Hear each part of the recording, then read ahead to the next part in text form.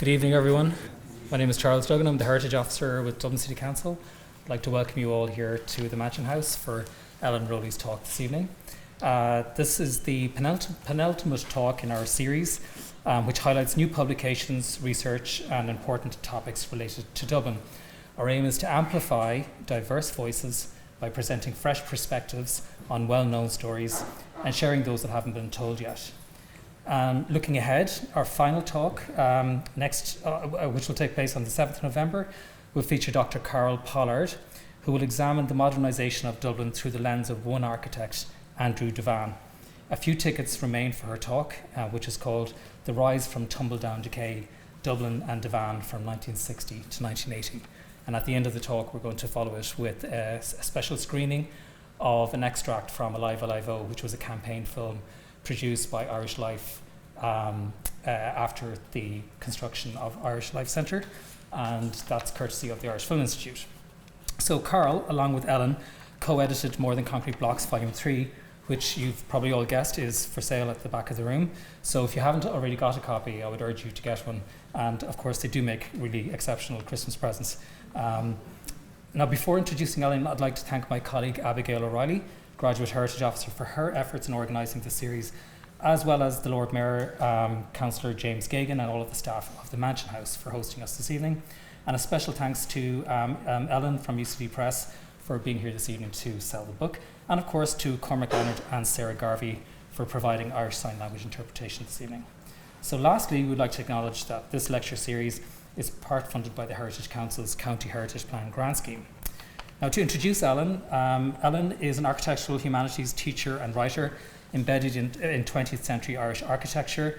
She is a lecturer in modern Irish architecture in UCD's School of Architecture, Planning and Environmental Policy, where she teaches architectural history and cultural programs.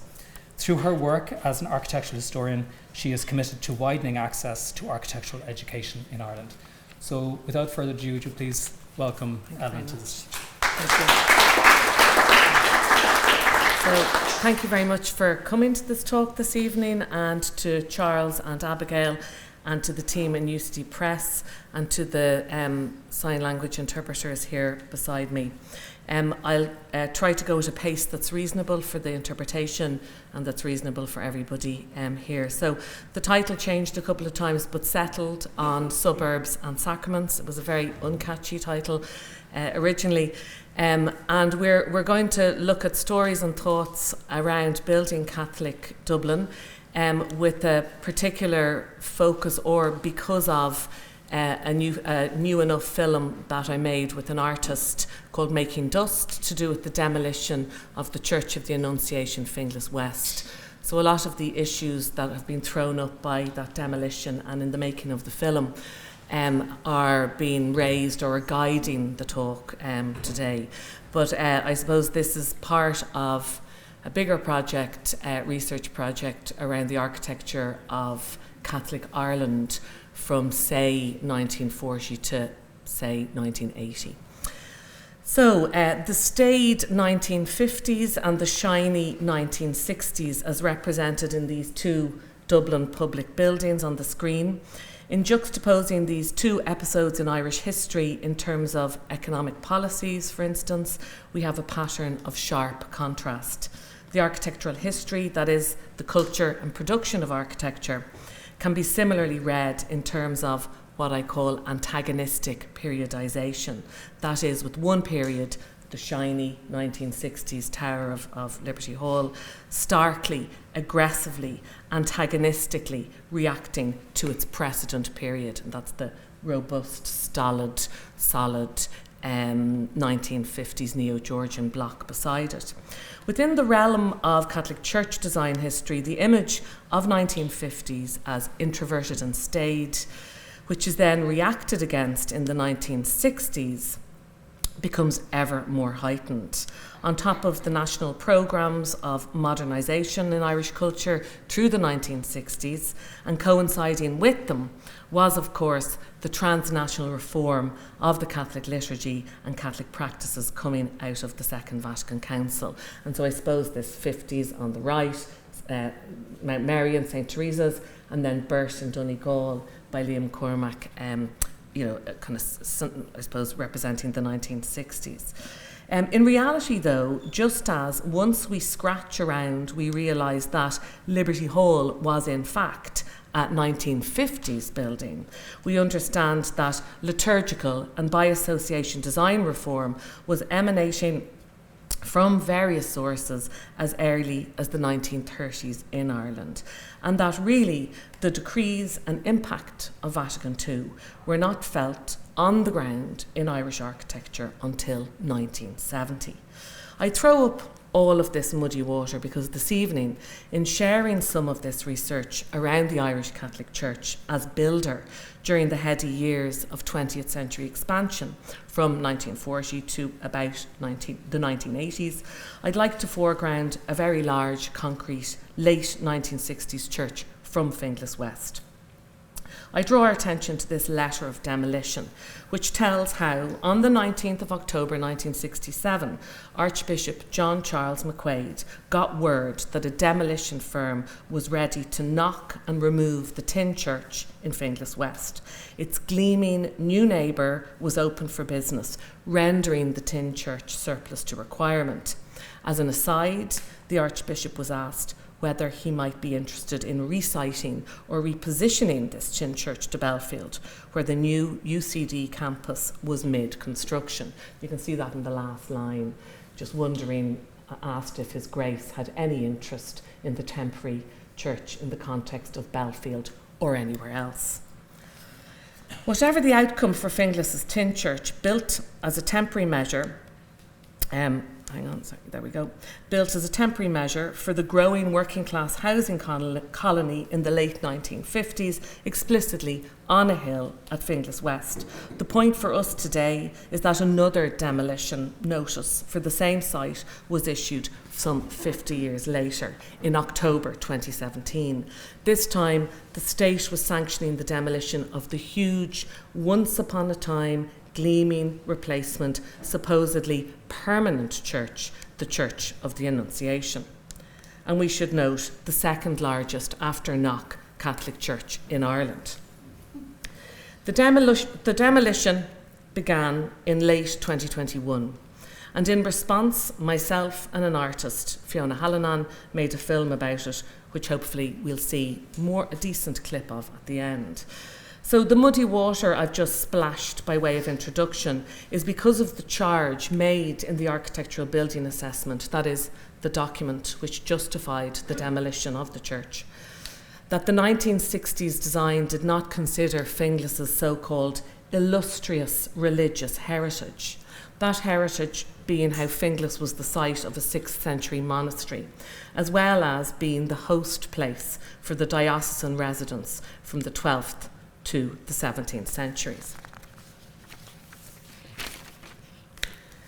At the same time, though, the assessment faulted the 1960s church for not engaging with the emergent new liturgy following the Second Vatican Council, 1963 to 1965. We want to consider the intentions and aspirations producing a church like this in 1960s Ireland. We'll delve into the contemporary pursuit or quest for authenticity underpinning these spaces of ritual and social custom, which becomes all the more poignant when we know that this church was demolished due to a complex web of disuse or underuse, value or undervalue, taste, class, ownership, community, identity, ritual, social custom. If my research as inventory has been about setting the record of 20th century Irish architecture, can we say that that record is now set? But that by 2020s, the value of the architecture has failed to follow. While elements or moments of Irish architecture designed and made from 1930 to 1980 are now considered historically significant, like the 1930s flats, for example, their thermal inefficiencies or their lack of occupation or density of site arguably makes their endurance more challenging than ever in 2020s Ireland. And so we witness the tyranny of demolition. The operational carbon costs, that was Pelican House. with the goat grazing in front. The operational carbon costs coming out of terminal inefficiencies, coming out of obsolescent floor-to-ceiling heights and obsolescent facade technologies are so high to be unsustainable. In the example of these recent 1960s and ongoing office block demolitions, this is Bord Fáilte, sustainability through improved energy rating and performance costs justified the building's erasure. The threat, indeed the ever-presence of demolition, is real.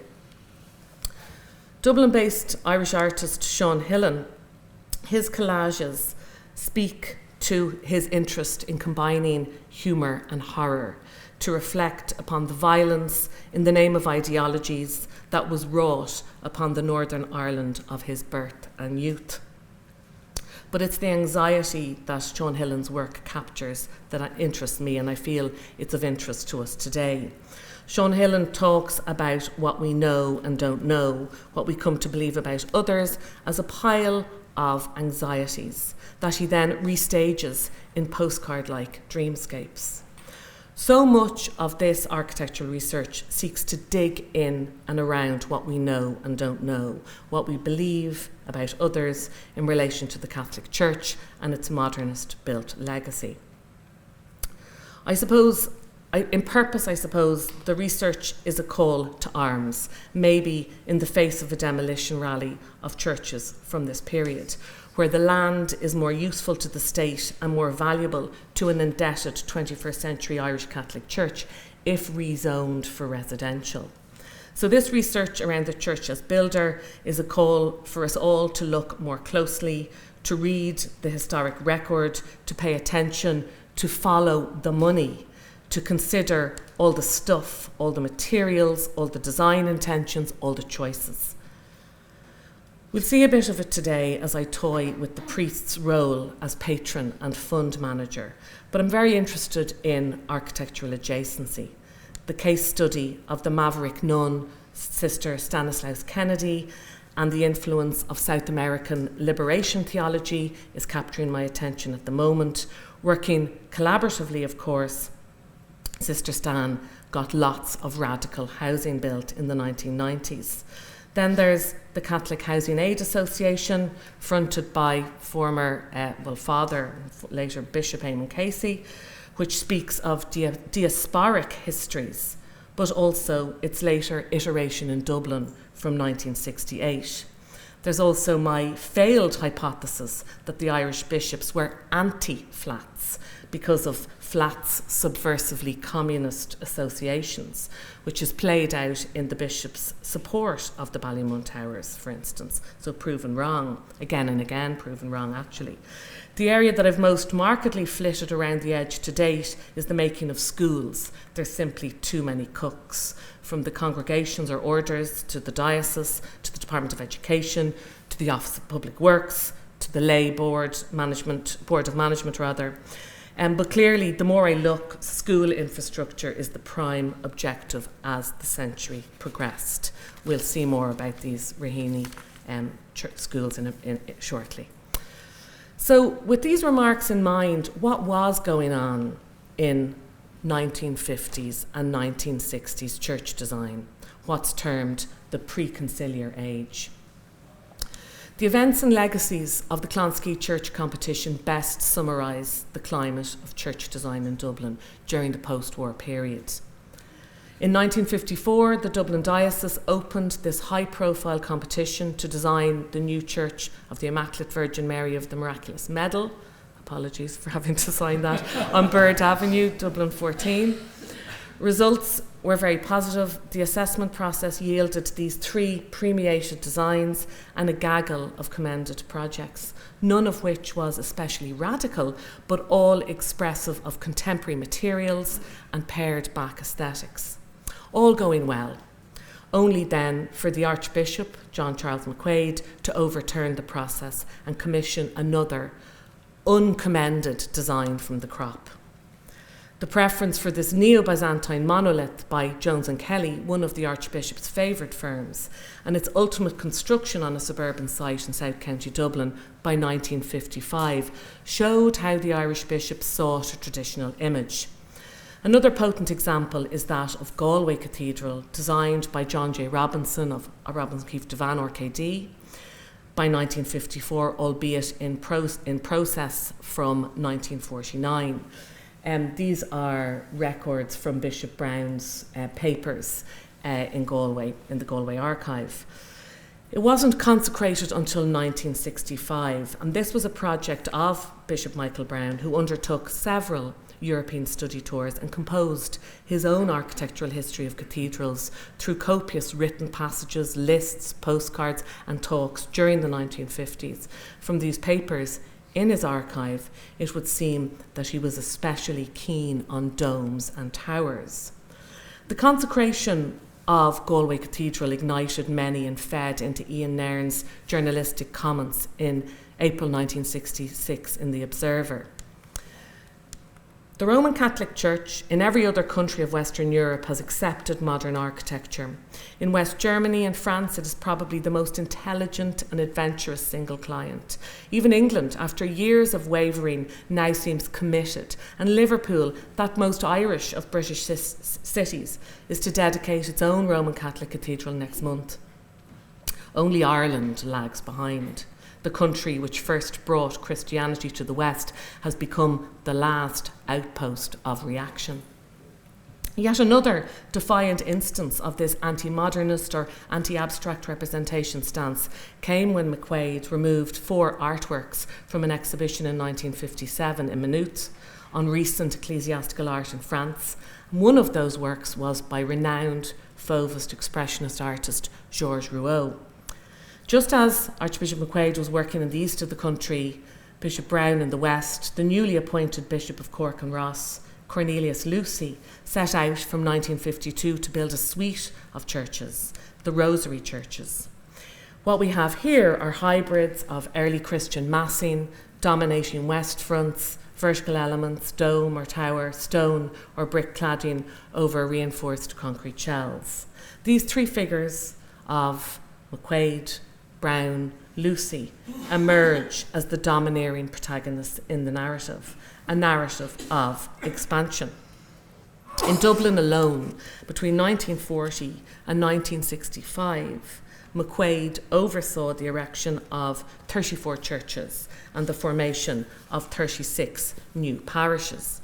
In response to the Catholic population growth of the Archdiocese, flying ahead there, from 630,000 to, by almost 100,000, to 725,000. These figures mostly come from Father Roland Burke Savage's homage to McQuaid in studies from 1965. Let's not forget that by the mid-1960s, there were 16,000 nuns and 14,000 male religious and clergy in Ireland. It has been established in the fields of contemporary Irish history and transnational Irish studies that one of the more interesting consequences of Ireland's mid-20th century arrested economic development was the what might be termed artificial conservation of cultural traditions, notably religious observance, still by the mid-1970s. Certainly, there was a level of religious observance in Ireland that was anomalous compared to patterns elsewhere in Western Europe. However, new architectural and planning histories revise the situation, whereby Ireland wasn't that exceptional in its religious expansion. This project, Territories of Faith, coming out of Caillou Leuven, I wrote a chapter in this, but it highlights some of these examples, like Bologna's Cardinal Laccaro consecrating 11 church building sites in one single June day in 1955, or the 123 churches built by the Diocese of Milan between 1955 and 1963. These remind us of the common post-war European experience described by the editors in their introduction, Sven Sturken and Eva Vines, as Christianity's dictates, regulating life patterns down to the most intimate details, unquote. Returning to Ireland, what emerges in the middle decades of the 20th century is a portrait of the Catholic bishops and their fleet of priests as advisors, having to accommodate this growing flock and thus carving out the former green fields of the cities, especially Dublin's urban rural edges, and divvying up parish lands in the model of medieval god with compass figure. This is a manuscript in Vienna where God is an architect, much to the delight of the architects. But I draw your attention to the image on the right, and we'll look at these in a little more detail now. This is one of a series of maps of the potential growth of neighbourhoods in North Dublin following a significant infrastructural water project, the Howth Drainage Scheme from 1953. Taking a typically reasoned and remote approach to parish planning, by January 1953, the Archbishop had activated one of his trusted advisors, Father Fitzpatrick, later Monsignor, who was based in Raheny, so he's living in the area, and as such was most familiar with the terrain. And McQuaid, the Archbishop, asks him to respond to these plans from the corporation. So the corporation come to him, to McQuaid, in the form of the town planning officer, Michael O'Brien, and then the Archbishop goes off and says, what are we going to do about this? This is going to happen. How are we going to service it effectively? And then Father Fitzpatrick notionally subdivides the land in question, predicting their future shape. And go back there, sorry. From the basis of parish culture.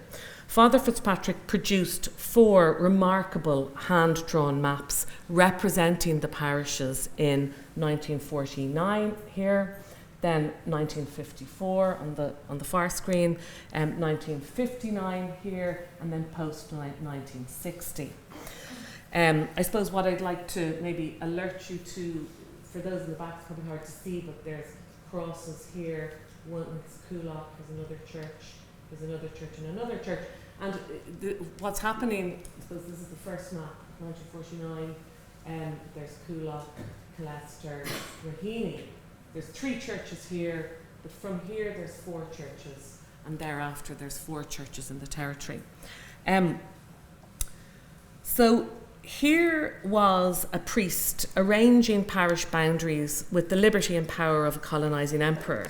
While the intentions were worthy in that for themselves both Fitzpatrick and the Archbishop were great educators and were stimulated by the provision of social and educational services within these blank canvas contexts, the process is striking.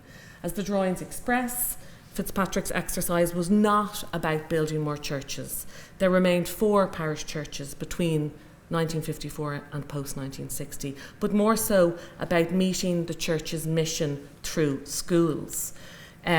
Motivated by Catholic ideology and pragmatism, a habitus as such, we witness an almost implausible mix of straightforward naivete with rational modernising, geographical and cultural engineering. Throughout the 1950s, the bishops, especially at Dublin, consecrated vast concrete hall churches clad in revivalist clothing. As we've seen, all of these are from the practice RKD. As we've seen, Byzantine here, Neo-Romanesque there, the recipe was straightforward. The ingredients were a mixture of historical form and, as I say, contemporary concrete technology. And the method was quantity over quality. While the revivalist default tone of these large public commissions frustrated the Irish architectural community, it seemed an inevitable byproduct of the frenzied making of Dublin's middle landscape during the mid-20th century. By middle landscape, I'm referring to the low-rise places of everyday life, a modern vernacular, I suppose, a mostly suburban skyline of pitched roof, tarmacadam and hedgerow. The church's potency was a fact of life. As lead authors of education, social services and healthcare, the church's influence upon built form was a logical conclusion, especially in relation to church form at this juncture, driven as it was by pragmatism, bureaucracy and expansionism. In terms of pushing a uniform, churches were to be bold and visible. Here, for it. This is again St. Teresa's in Mount Merion. Archbishop McQuaid is arguing for a tower or dome to mark the place, to make the place, to counter the newness of these often windswept, vast housing colonies. As the bishop wrote to his parish priest of the new St. Teresa's Church in Mount Merion, quote, "I am not at all clear that your architect is giving you what I want, a permanent church. Even the shell of a permanent church will satisfy me. Will you not agree that it would be hard to have a more pedestrian facade? And the tower, or rather the aborted tower, surely for the price, a more distinguished face looking on the main Bray Dublin road is possible of construction. Build them high and build them big, but most basically, build them and they will come." In this quote in front of the Church of the Precious Blood in Cabra with the litter pickers, we have a quote from Jean Blanchard, who's a French priest scholar who was researching the Irish Church in the 1950s, and he publishes it, The Church in Contemporary Ireland, in 1963. It's a wonderful source. And he observes these churches that are being built. Quote, "The new churches are usually very large, capable of accommodating 1,500 or 2,000 people. One wonders sometimes at the many sites where immense buildings are in the course of construction. But it soon becomes clear that the largest of these churches are easily filled." All of this highlights the particular place and role of the church within a society which was changing drastically. Somehow, be it because of mass emigration and rapid suburbanisation, the church represented social continuity and tradition. And so its most explicit manifestation on the cityscape, the church building, must be expressed accordingly. Collective memory, as it was manipulated by the church hierarchy, had a greater hold on church form than had the perceived fads and foibles of the architectural intelligentsia. And in terms of contemporary needs, the new Dublin churches had to, above all else, evoke a sense of place and encapsulate memory. If expansionism and perceived need motivated these church building projects, how was the priest so empowered to deliver? So firstly to the who and then to the how behind Dublin's persistent church construction. The who, let's say we're looking at these kind of Beatles characters here. This is the pamphlet, the fundraising pamphlet for the Findless Church from the archive, and here are some of the priests or the curates. So the who, the Irish parish priest, who in a general sense follows Sturken and Fens, our Belgian editors, their summary of the European, what they call the civilisation paroissiale, excuse my dodgy French pronunciation, where, quote, "at the centre stood the local priest or pastor whose authority in moral and private matters was undisputed," unquote.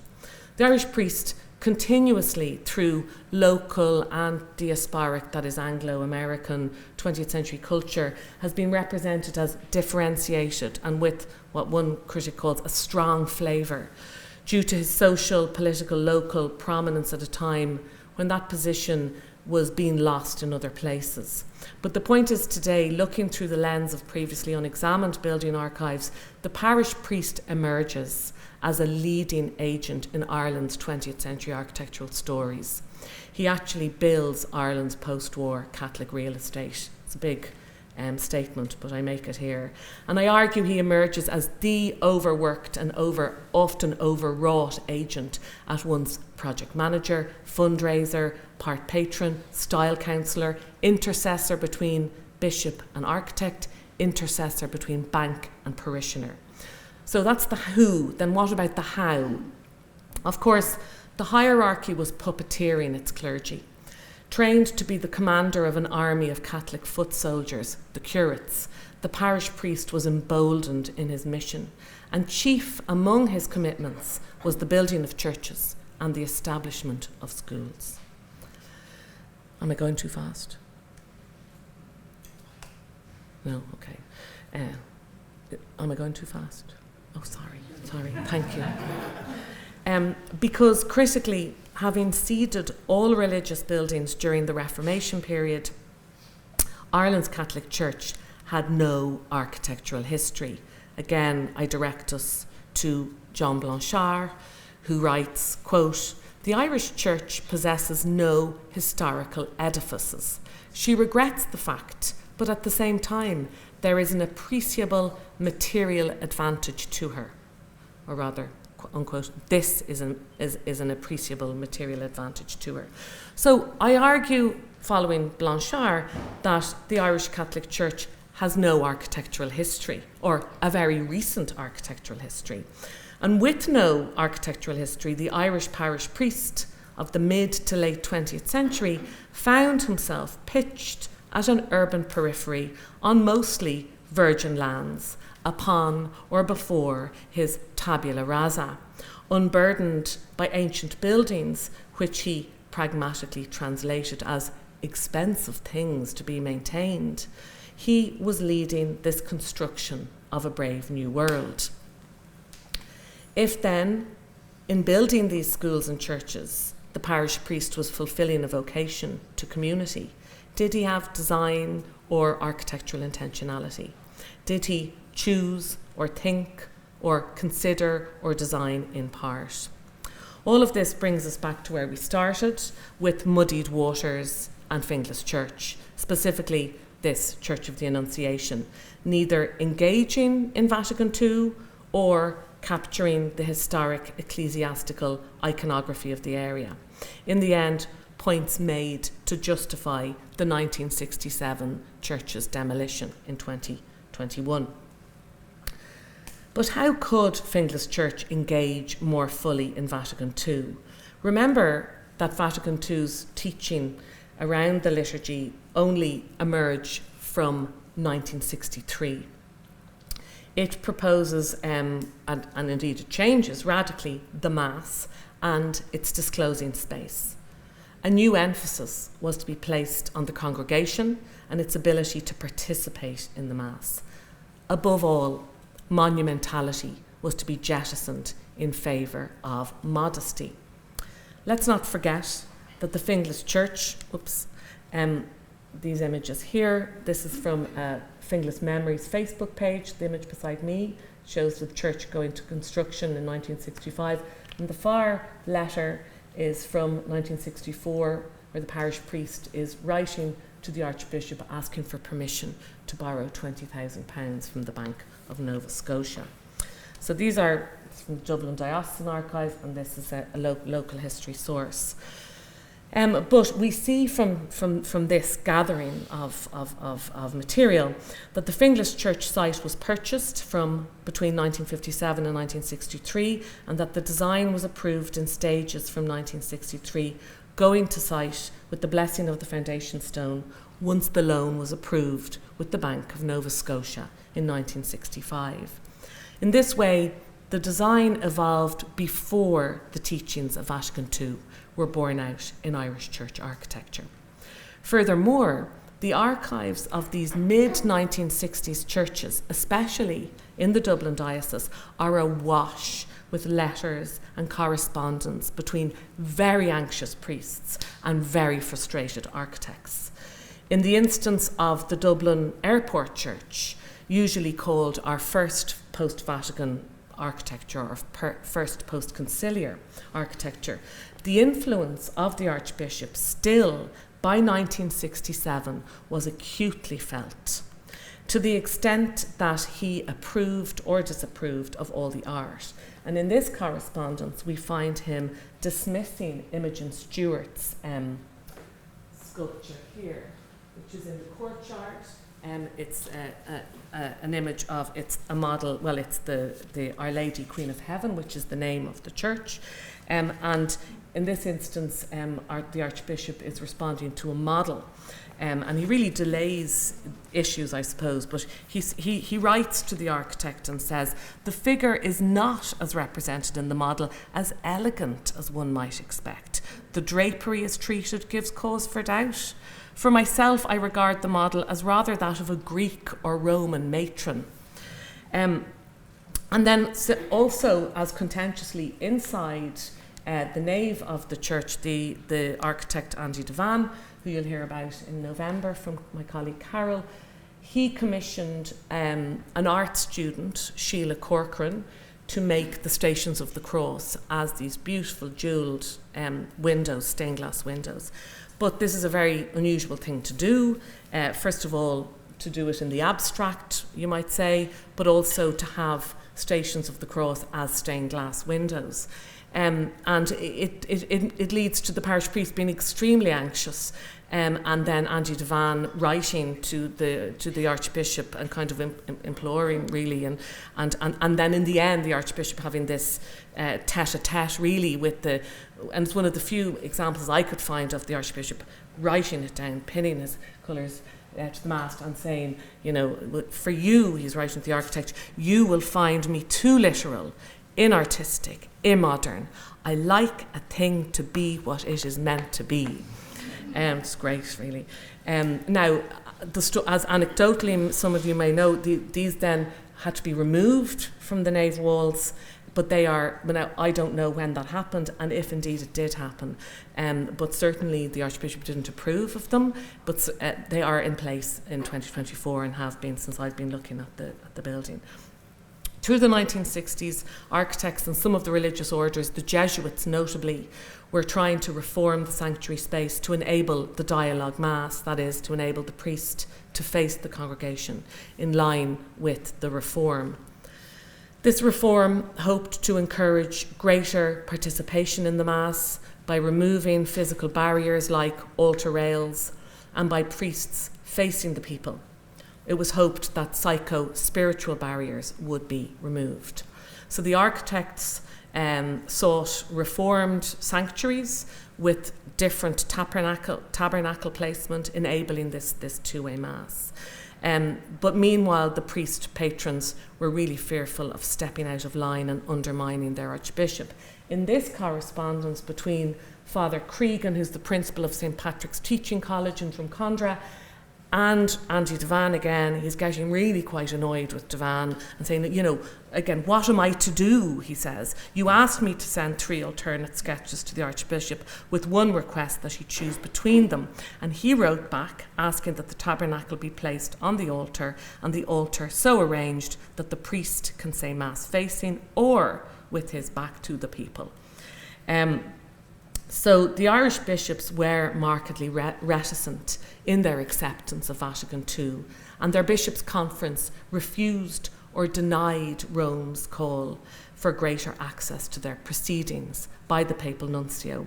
They claimed that there was so much pastoral activity in 1960s Ireland, and you'll encounter this in the film, this is a point I make, that there was simply no need for self-reflection or improvement. So ecumenical, liturgical and the adjacent design reforms shaking the transnational Catholic Church were really only trickling down drop by drop from the late 1960s in Catholic Ireland. As an article in the Irish Independent from September 1964 bears witness, priest faces people in new Irish church congregation. So clearly this was headline stuff. This physical act, a symbolic shift, was headline stuff. At Finglas West, Father Dennis Daly, the parish priest overseeing the new church, was careful to keep Archbishop McQuaid abreast of design choices and unfolding decisions. And much of what Father Daly sought for the new church, as well as how he was prepared to pay for it, was novel in concept. For instance, he was adamant that the new church needed a purpose-built crying room, while also trying to nudge his archbishop in the direction of the Vatican II Mass. I suppose the quote's kind of highlighted in yellow. He's suggesting that the high altar be placed 12 feet from the wall. If necessary, Mass could be conveniently offered facing the congregation, and so on. And then we move to the point he makes, kind of really thinking about the young mothers. As we have many young children in this parish, and as we will have a spare room about halfway down the church, I again respectfully suggest that we could use the spare room as a crying room. The Archbishop, interestingly, acquiesced on all, objecting only to the nave columns which might obstruct views to the altar. This is a letter from the Archbishop to Father Dennis Daly. And surprisingly, I really maintain Archbishop McQuaid's a socialist, and he really wanted a beautiful thing for Finglas. He was very interested in what he would see as a parish that would have been struggling, and to give it a beautiful thing. So that's an interesting point, but it's not what we generally think of. It's obviously very complicated. Father Daly also embarked upon a professional fundraising campaign, which I'm going to talk about this for the last few minutes of the talk before we break for the film, with the consultant agency, which was probably the first, if not the first, then one of the earliest planned giving campaigns. This is the pamphlet. In this, the Finglas Church was pioneering something of an experimental space, or more aptly maybe elaborate, aiding the diocese to crawl out of its financial hole. Here is, I don't think we're going to see this in the film, but this is an extract from the pamphlet, and then if you'd be familiar with this type of narrative, but I think a lot of younger people who've seen the film have been very surprised that the church saying to maybe drink 1 pint less a week, or smoke a pack of cigarette less, and use that to give to the church or whatever.